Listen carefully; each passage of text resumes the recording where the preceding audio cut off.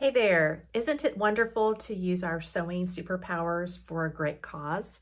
Well, on today's episode of Friday Sews, I'm going to share with you how I use my sewing superpower to bless children within our church. So let me show you what I did. So children are really excited about the start of a new school year, getting new backpacks and lunch boxes. And there's a group of children within my church that's also very excited about a new experience that they get to have for the very first time. So our incoming kindergartners get to go to big church for the very first time. And so they are super excited because we make it a really big deal. First of all, we present them with a brand new Bible with their name in it, and we get to take a picture with our pastor, and we make a big deal and have them go through our worship center to take a tour of that. But they also get a special bag so they can put all of their things in there they'll take to worship.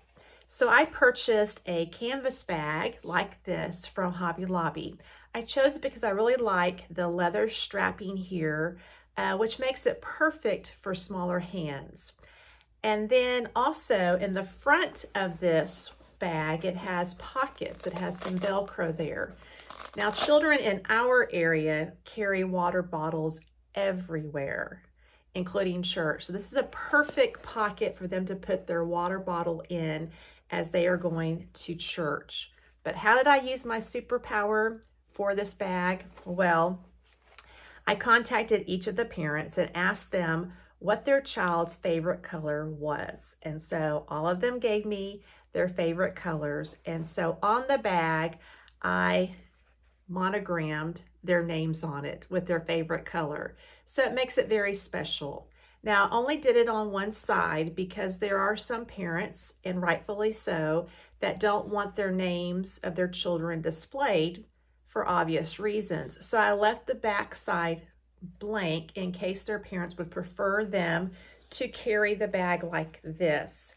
But they can also have it where in their classroom, they will know which bag is theirs rather than having to peek down into their treasures that they bring to church to see which bag belongs to which child. So I'm really excited about presenting this to each of the children.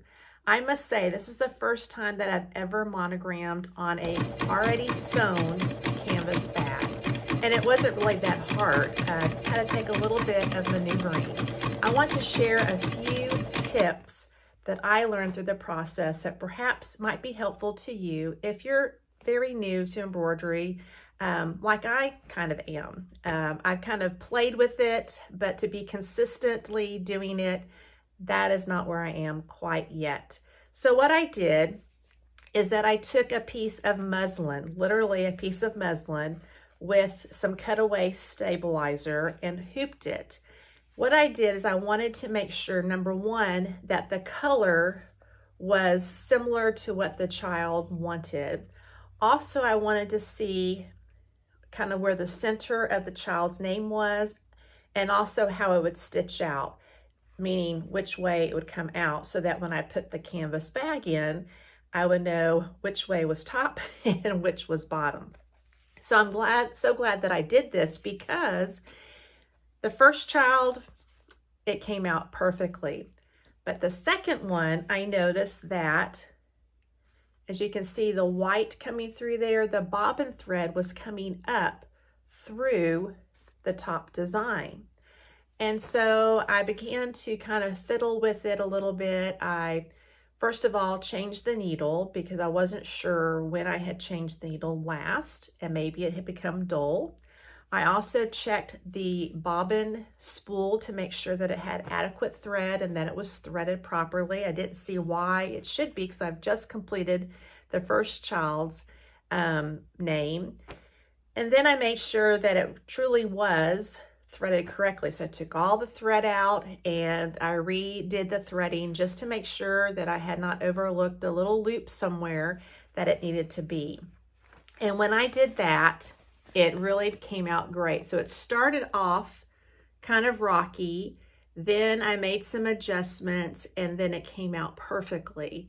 So although it takes a little extra time, and some might complain that it's a little extra expense, it sure is better doing this process than having to buy another bag.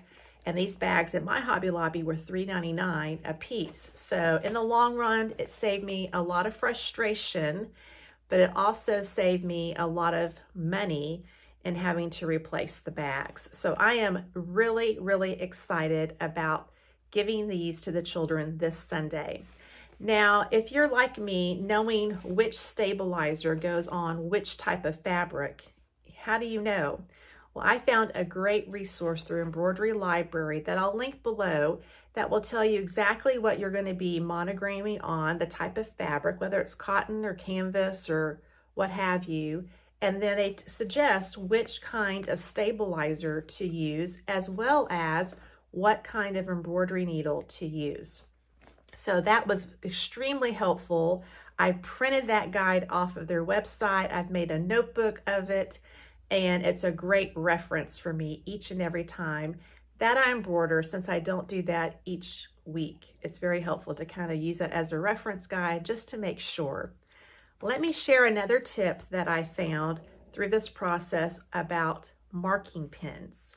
So in choosing marking pens, for me, this is an essential tool, because I was able to find the center of the child's name by simply folding it over like this, making a crease, and then I was able to mark it and measure it so that I knew exactly on the bag where to place the center point. But also I used on this little muslin here, kind of top directional area. I'm trying to say that. Let me say that again. Area. You got it? Okay. So I used this same marking pen on my canvas bag. Now this is a Singer, and it says water soluble on it. Okay, anybody like me, when you think of water soluble, you think if you put water on it, it should dissolve? Well, not with this. This is a process. This you have to literally soak it in water, put a little dish soap in it, let it sit for a while, and then you have to scrub it and scrub it and scrub it, and eventually, after a long time, it will come out. Now let me tell you, on these bags, remember it had this leather strap. I did not want to put this in water because I didn't want it to ruin it and warp it.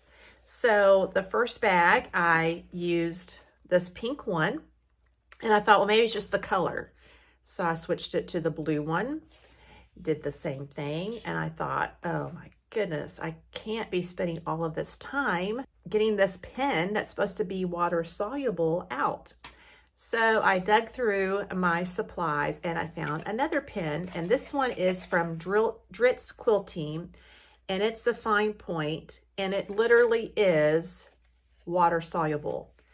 And so that's a blue. You just do a real light marking, and literally I dabbed it with a wet cloth and it disappeared. So to avoid frustration, do not use the Singer water soluble. Make sure you use the Dritz Quilting pen, the marking pen. Mark Be Gone is what it's called.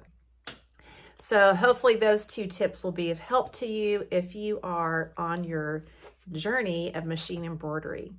So how are you using your sewing superpowers? I would love for you to comment below so that I can see what you are doing, and maybe get some inspiration for my next 2024 charity sew. So I hope that you're having a great day. I will pop another video up here that you can watch until our next time that we meet in my next video. See you next time.